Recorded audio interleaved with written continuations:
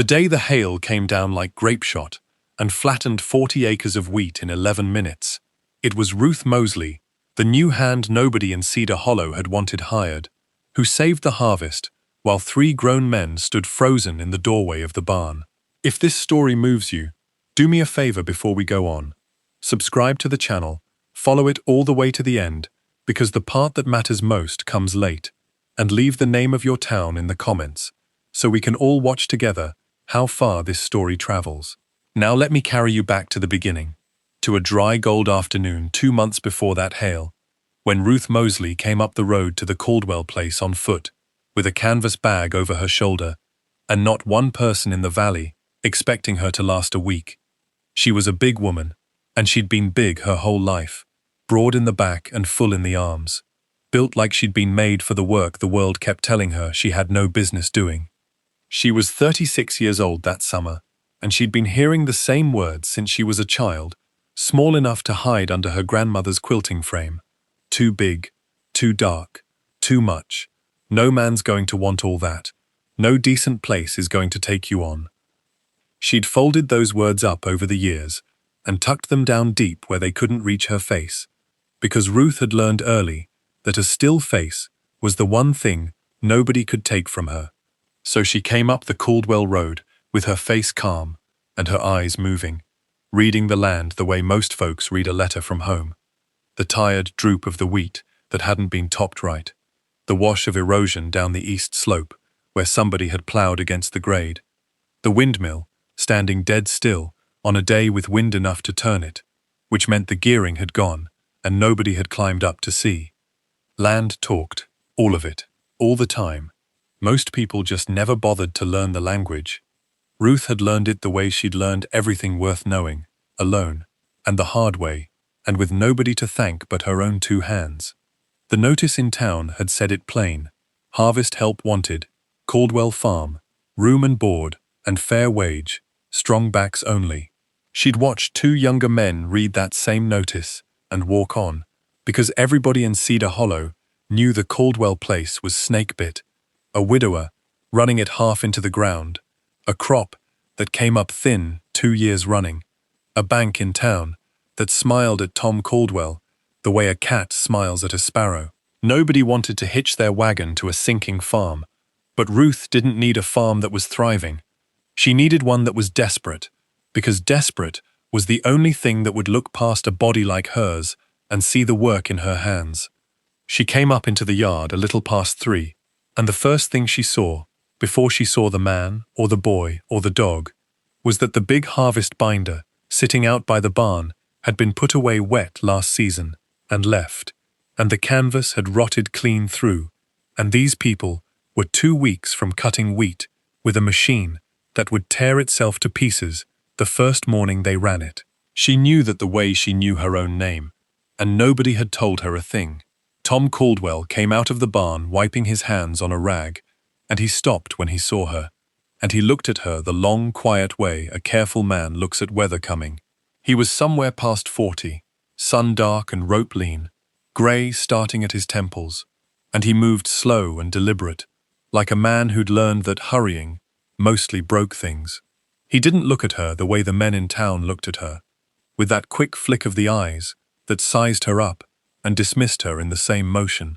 He looked at her hands first, then her boots, then her face. "You'll be here about the notice," he said. His voice was low and even. "I am," Ruth said.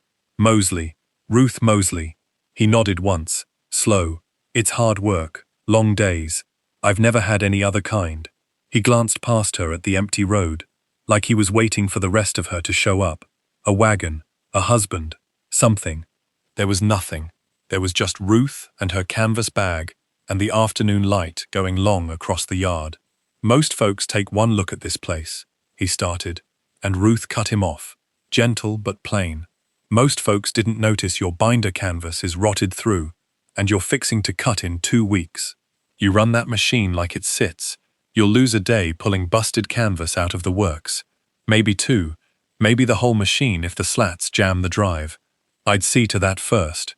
Before anything, Tom Caldwell went very still. Then he set down the rag, and he came a step closer and for the first time something moved behind his quiet eyes. "Say that again," he said. She was right about the binder. They walked out to it together, and he ran his hand along the canvas, and it came apart under his fingers, like wet paper. And he stood there, a long moment, not saying anything, which Ruth would come to learn was simply how Tom Caldwell carried surprise and gratitude and most everything else that mattered to him. "I've got spare canvas in the loft," he said finally. "Never thought to check the binder." "Easy thing to miss when you're carrying the whole place alone," Ruth said. And she didn't say it soft to spare him. She said it because it was true, and Tom looked at her like a man who hadn't been told a kind, true thing in a long while. He hired her on the spot. Room over the smokehouse, board at his table, fair wage paid monthly, and Ruth set her canvas bag down in that little room with its one window facing east, and she stood in the gold light a moment and let herself feel, just for a breath, what it was to have a door that was hers. Then she went to work, because feeling was a thing you did on your own time, and there was a harvest coming. The boy was the next thing she came to understand. His name was Samuel, and he was 10, and he'd lost his mother to the typhoid the summer before, and he moved through the farm like a small ghost, watchful and silent, always at the edge of a room, always filing things away behind eyes too old for his face. He didn't talk. Tom didn't push him, and Ruth didn't either. She just worked where the boy could see her, and she left a biscuit on the porch rail where he'd find it, and she talked out loud to the mule while she mended harness so the boy could listen without being looked at, and slow, the way you gentle any wary creature, she let him come to her in his own time. The old hired man Eli Pratt was a harder nut, 60 if he was a day, grey and stooped and sour. He'd worked the Caldwell place since Tom's father ran it, and he made no secret that he thought a woman, and a woman who looked like Ruth especially, had no business drawing a hand's wage. He grunted when she spoke, and turned his shoulder when she passed, and Ruth let him, because she'd worn down harder men than Eli Pratt, and she knew the only argument that ever won with his kind was the slow, quiet argument of work done right, day after day, until the truth of it couldn't be denied. The trouble in the valley had a name, and the name was Harlan Vance. He held the paper on half the farms in Cedar Hollow, and he held it on the Caldwell place too, and he came calling Ruth's second week in a buggy with polished fittings, a soft, heavy man with a gold watch chain and a smile that never reached above his cheeks. He climbed down into the yard and looked around at the Caldwell farm the way a man looks at something already half his, and when his eyes found Ruth where she stood by the water trough, his smile widened in a way that made her go still inside. "Tom," he called, warm as fresh bread. "Didn't know you'd taken on help. Times must be better than they look." Then to Ruth, slow, loud enough to carry. "And what do they call you, big girl?" Ruth looked at him with her level eyes and her still face, and she gave him nothing, not a flush, not a flinch, because she'd met 100 Harlan Vances, and she'd long since stopped paying them the toll of a reaction. But she filed him away whole, every honeyed, poisoned word, because she'd understood something in the first 10 seconds that it would take the men around her weeks to see. Harlan Vance hadn't come to see how Tom was getting on. He'd come to measure how close the place was to falling, and the look he'd given the farm was the look of a man who wanted it to fall and meant to help it along. What Vance couldn't have known was that Ruth Mosley could read a column of figures the way she read a field. She'd kept books for a grain merchant in Missouri for 8 years, until the day the man's new partner decided a woman of her size and her color at the front desk was bad for the firm's standing, and she'd kept ledgers for a livery and a dry goods concern before that, and numbers had never once in her life looked at her sideways or called her too much.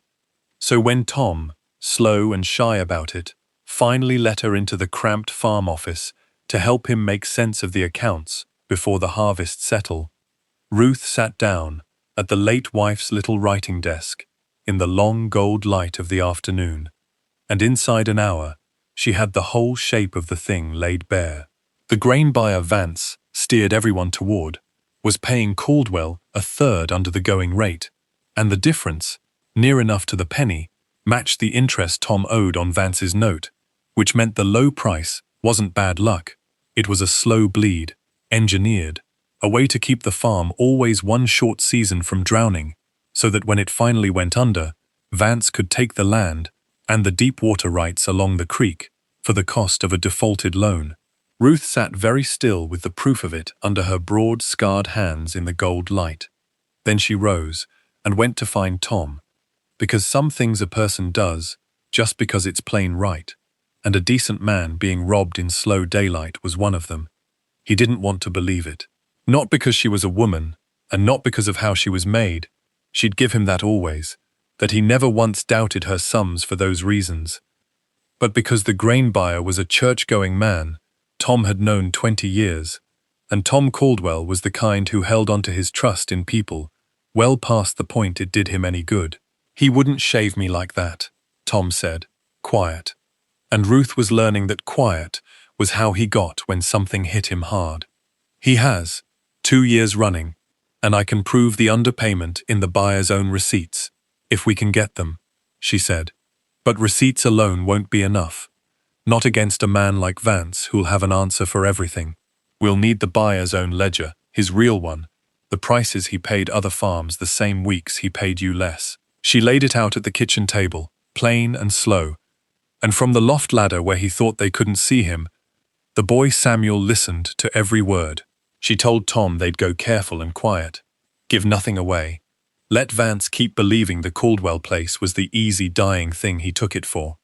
And Tom Caldwell looked at this woman who'd walked up his road with a canvas bag and started saving his life before he'd handed her a single day's pay, and he said the thing that mattered more than all the rest of it. He said, "All right, Ruth," her first name, the first time, in his low, even voice, and she felt it land somewhere the old armor didn't quite cover. Then the hail came. It came on a green-skied afternoon, with no warning the almanac had bothered to give, the air going still and heavy, and the light turning that sick, bright color that anybody raised on the land learns to fear in their bones. Ruth was crossing the yard when she felt the temperature drop 10 degrees between one step and the next, and she looked west and saw the wall of it coming, white and roaring, and she did not freeze the way Tom and Eli and the hand from the next farm froze in the barn doorway, when the first stones came down the size of hen's eggs, and the world turned to noise. Ruth moved. She'd seen the wheat in the near 40 was dead ripe and ready, days from cutting, and she knew hail like this would thresh it flat into the mud in minutes, and there'd be nothing left to harvest at all. She couldn't save the standing crop, but the cut wheat already in the field, the shocks they'd stood up that morning, those she could save, under the big tarpaulins lashed by the barn, if somebody moved right now and didn't stop.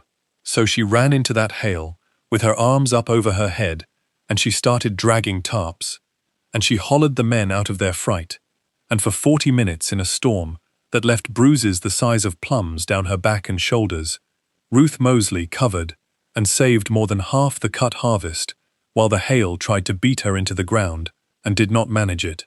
When it passed, the standing wheat was gone, beaten to ruin, and the men stood looking at the wreck of it.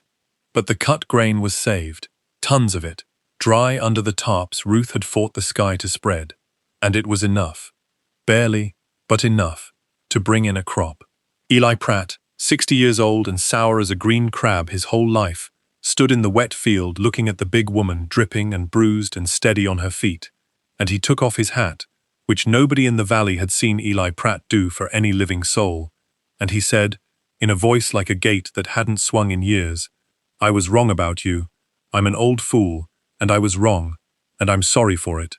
Ruth just nodded, because she knew what those words cost a man like that, and she filed them away in the careful place with the other things that mattered. And it was the boy who undid her. Samuel came across the field through the broken wheat, and he wrapped both arms around her middle as far as they'd go, and he held on, and into her wet shirt he said the first words she'd heard him speak in all her weeks there. "Don't go," he said. "Everybody goes. Don't you go too."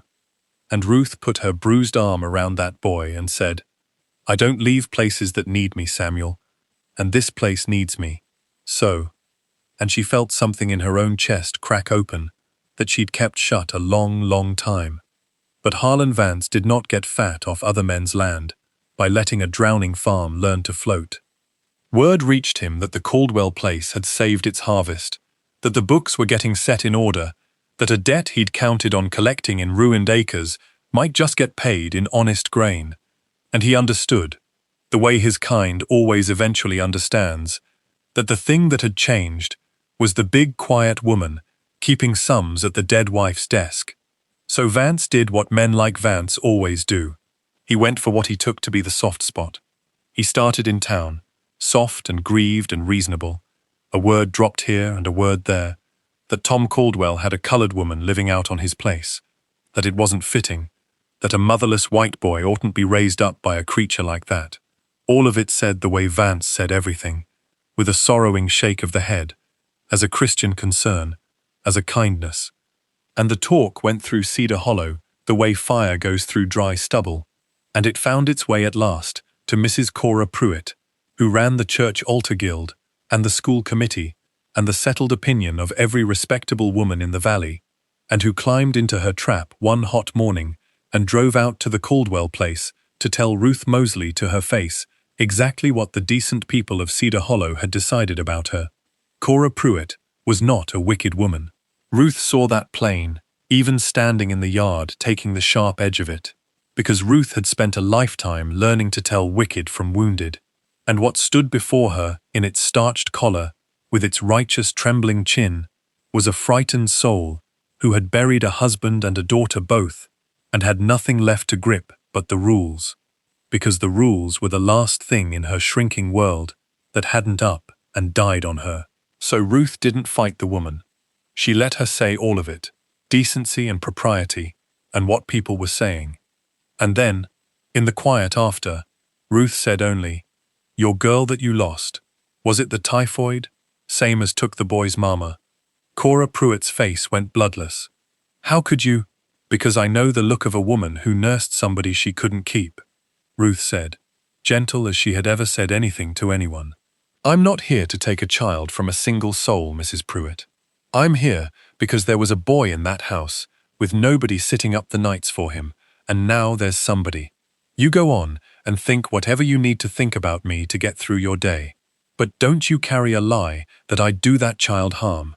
We both know to the bone what it costs to lose one. I won't have you laying my name down next to your grief."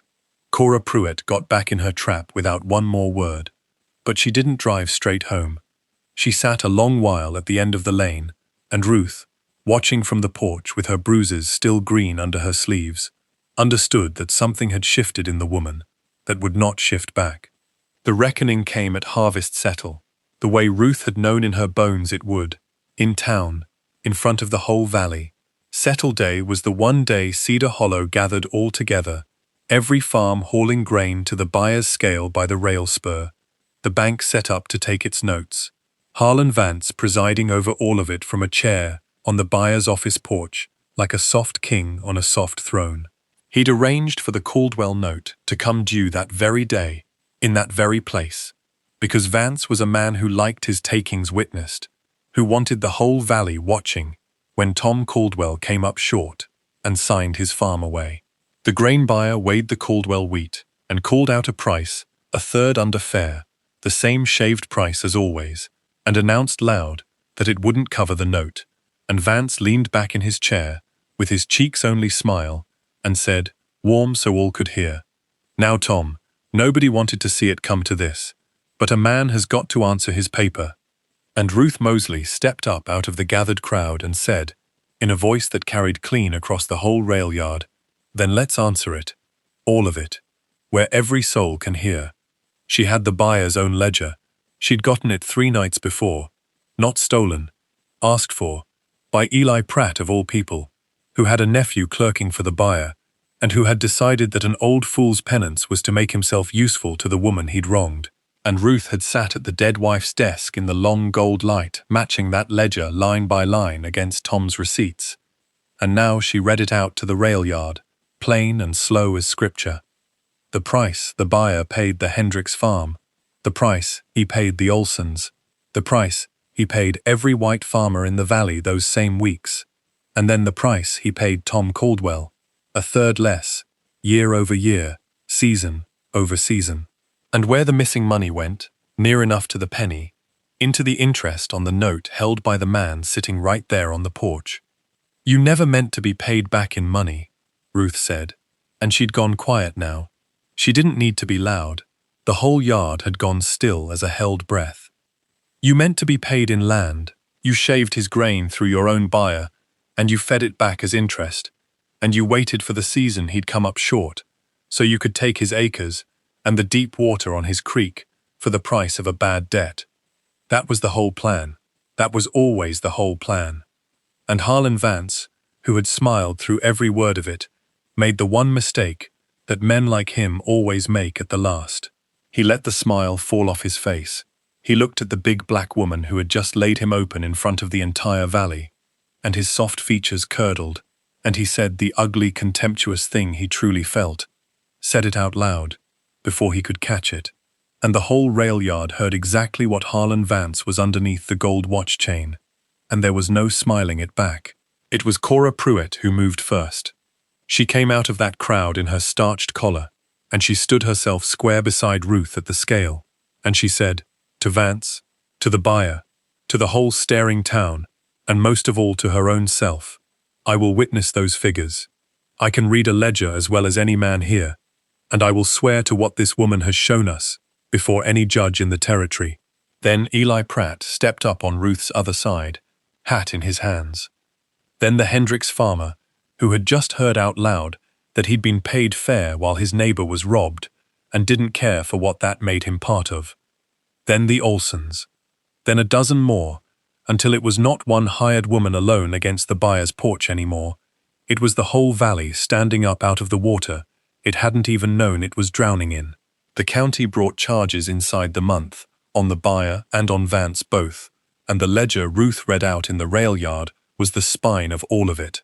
Vance's notes got bought out by the very farmers he'd schemed to ruin, banded together, on terms that let every family keep its land and its water.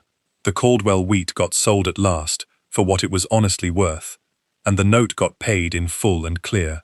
And Tom Caldwell stood in that rail yard, with his boy's hand held tight in his, and looked at the woman who had walked up his road with a canvas bag and saved his harvest and his name and his son's whole world, and for the first time since the typhoid took his wife, in front of all of Cedar Hollow, Tom Caldwell smiled wide enough to break your heart. Farm came back the way good land always does when somebody finally reads it true. Inside 3 years, the Caldwell place was the talk of the county, for the right reasons. The east slope terraced and healing, where the erosion had run, the windmill turning sweet, the wheat coming in heavy and gold. A second field opened on ground Ruth had known would carry it, the first day she walked the line.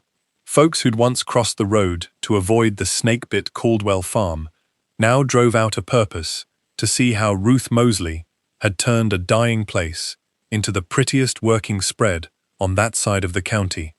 A hidden gem. The hands all said, "Come up green," out of the ruin. Ruth ran the books, and the planting, and the water, and Eli Pratt took her word as gospel, and was glad to, and Cora Pruitt came to Sunday dinner and taught Samuel his sums at the kitchen table, and never once spoke of decency again, because she'd come to learn what the word had meant all along. And Samuel shot up tall and easy, and talked the ears off anybody who'd hold still, and he called Ruth no particular name at all, just turned to her for every single thing the way a body turns toward the sun, which was the only name that ever needed saying. Tom was a slow man, and grief had made him slower, and Ruth had spent her whole life braced to be sent away. So the two of them came to each other the long, careful way that wary people do, through seasons of work shoulder to shoulder, through 1,000 small kindnesses that neither one of them ever announced out loud. But there came an evening in the 4th autumn, the near field gone gold under a low sun, the two of them leaning on the fence rail watching the heavy wheat move like water in the wind, when Tom Caldwell said more words at one time than Ruth had ever heard out of him.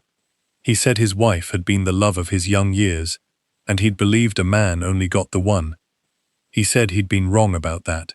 He said he'd watched this woman walk up his road and read his ruined land like an open book, and save his harvest with her own back and her own blood, and raise up his grieving boy. And somewhere in all of it, he'd come to understand a thing he should have seen the first day.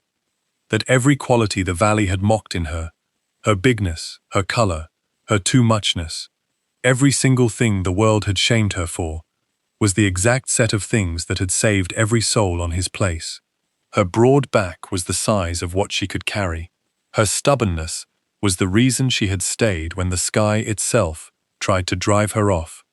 And he did not want 1 ounce of her made different. "I'm not asking you to be mine," he said, slow and plain, the long gold light running across both their faces.